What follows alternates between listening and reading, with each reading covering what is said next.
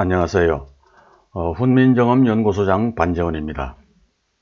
이번 시간에는 모택동과 풍신수길의 고향에 대해서 말씀드리겠습니다. 결론부터 말씀드리자면 모택동은 전라도 남원 출신의 모광대의 손자입니다. 그렇게 알려져 있습니다. 그리고 풍신수길은 을사사화 때 처형된 참봉 박광우의 장남으로 유추가 됩니다.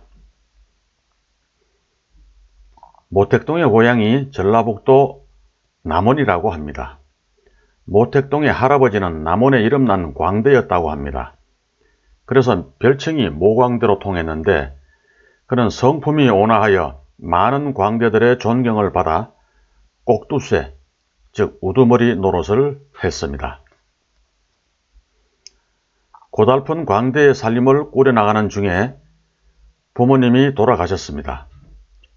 많은 이들이 팔을 걷고 나서서 도와주었지만 묘소를 제대로 잡을 수 없는 형편이었습니다. 마침 평소에 모광대의 인품을 익히 알고 있던 직관이 이를 딱하게 여겨 묘토를 잡아주어 무사히 장례를 치를 수가 있었습니다. 사무제를 지내고 직관이 말하기를 이 묘토는 당신의 손자가 귀하게 될 자리인데 대를 이어 광대 노릇을 시키면 조선 팔도에서 제일 가는 광대가 되겠지만 만약 대국, 중국으로 건너가면 천자가 될 것이다 라고 했습니다. 그 뒤로 광대패들의 재정이 더 어려워져서 더 이상 활동을 할 수 없게 되자 국리 끝에 모광대는 만주로 이주할 것을 결심하게 되고 손자를 업고 중국으로 가서 우여곡절 끝에 호남성 모씨의 아들로 비밀리에 입적시키게 되는데 그가 바로 중국을 통일한 모택동이라는 것입니다. 6.25 전쟁 당시 모택동은 김일성에게 은밀한 지시를 내렸다고 합니다. 그것은 다름 아닌 남조선 포로들 중에서 전라도 남원이 고향인 자가 있으면 보내달라는 내용이었습니다. 이에 김일성은 포로 3명을 보냈으며 그들은 모택동 주석궁에 불려가 2달간 칙사 대접을 받게 됩니다. 그때 그 포로들의 증언에 의하면 모택동이 자기 선조들의 혈통을 적은 문서를 보여주면서 전라도 남원이 선조 묘소가 있는 자신의 고향이라고 말했다는 것입니다. 그는 포로들을 고향의 벗들이라고 하면서 특별히 융숭한 대접을 해 주었습니다. 그 후 그들은 고향 남원에 와서 그 이야기를 자랑삼아 하고 다녔으나 동네 사람들은 포로로 잡혀가서 고문을 많이 당하여 정신이 이상해진 것으로 알고 그때마다 웃어 넘기곤 했다는 것입니다. 주겸 발명가인 인산주겸 김일훈 선생께서 그 당시 그 포로들의 이야기를 들었으며 또 과거에 남원에 모광대라는 유명한 광대가 있었던 것도 사실이라는 것입니다. 모택동이 한국 사람이라는 심정이 가는 대목이 또 있어서 덧붙입니다. 중국인들에게는 한 가정 한 자녀 정책을 고수하면서도 조선족에게는 다른 소수민족보다 관대한 정책을 폈다는 사실입니다. 그리고 모택동이 1차에서 8차에 이르는 중국 국문학 총회를 주관하면서 그들의 주음부호를 폐지하고 한글을 발음기호로 채택하기로 한 언어 정책입니다. 그러나 모택동이 죽은 후에 일부 학자들이 망한 나라의 글자를 채택할 수 없다고 반대하는 바람에 영어로 표기하고 말았습니다. 이로 미루어 볼 때 모택동이 한국인이었기 때문에 더욱 그런 애착을 보인 것이 아닌가 하는 생각을 해보는 것입니다. 저에게 이 말을 들은 모 신문사 기자가 20년 전 남원에 가서 그 당시 포로들을 수소문해 봤는데 이미 유명을 달리했는지 행방을 찾지 못했습니다. 또 제중동포 83세 윤명부 님이 어렸을 적에 청산리의 중국 길림성 화룡현 고향마을에 사는 한초씨라는 분에게 들은 이야기. 풍신수길 즉 도요토미 히데요시는 근본이 조선 사람이었다. 그는 성은 박씨인데 아버지가 역적으로 몰려 처형당하자 11살의 형이 8살 난 동생과 함께 자기 집 하인이 배를 지어 일본으로 도피시켰다고 전해집니다.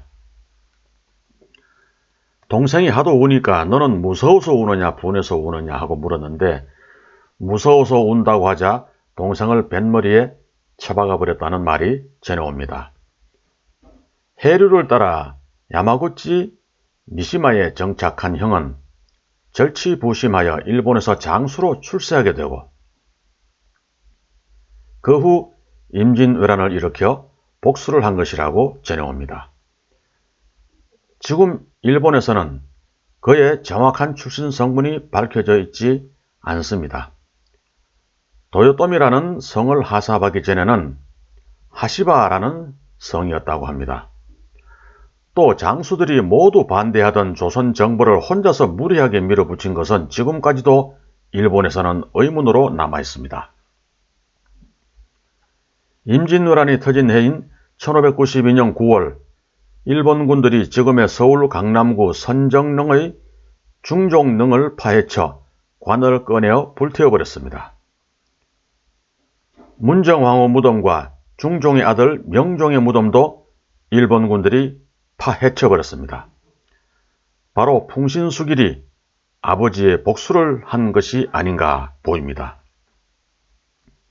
그래서 중종의 무덤에는 지금도 시신 없는 관만 묻혀 있습니다.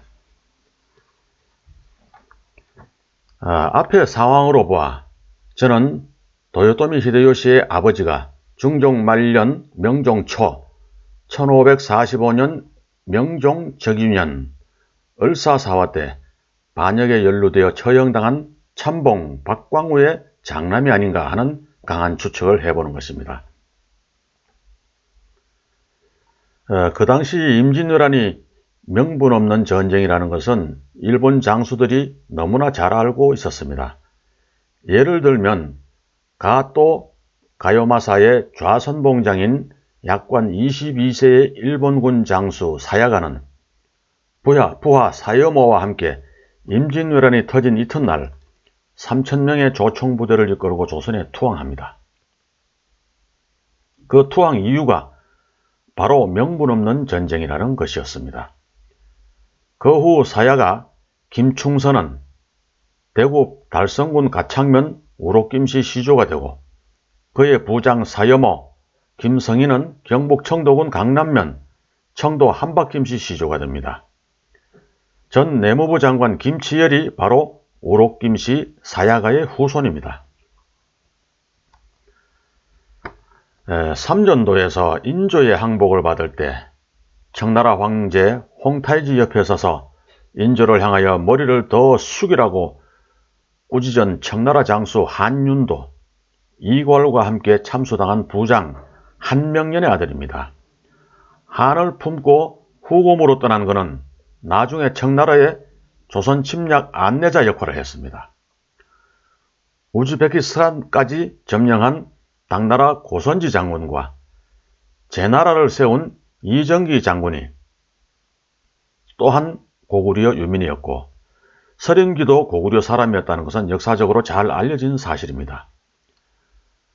어떤 이가 중국 공산체제에서 모택동이 신분을 숨기고 중국 최고의 지도자로 부상한다는 것은 도저히 있을 수 없는 일이라고 저를 반박했습니다. 그 말도 일리가 있어 보이지만 필자는 그 생각이 몸에 밴 4대 사관, 식민사관의 영향이 아닌가 하고 생각해 보는 것입니다. 2014년 봄 세계반시 문화연구회 정기총회 참석차 호남성을 방문했을 때 모택동의 고향집을 방문해서 가구와 생활 집기 등을 둘러보면서 저는 미묘한 감정에 사로잡힌 적이 있습니다.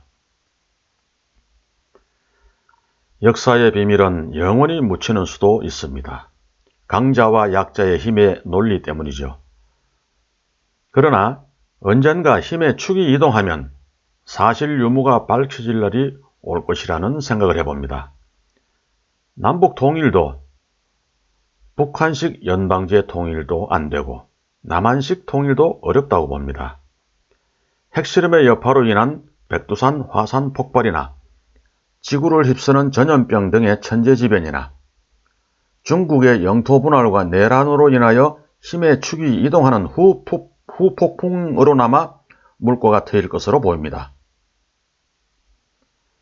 그렇지 않은 상태에서 지금의 통일은 큰 혼란을 초래할 수 있으며 더구나 중국의 동북 공정으로 도리어 북한의 절반을 중국에 내어주는 일이 벌어질 것입니다. 통일은 국군이 따라야 합니다. 일이 일비할 때가 아닌 듯합니다. 고맙습니다.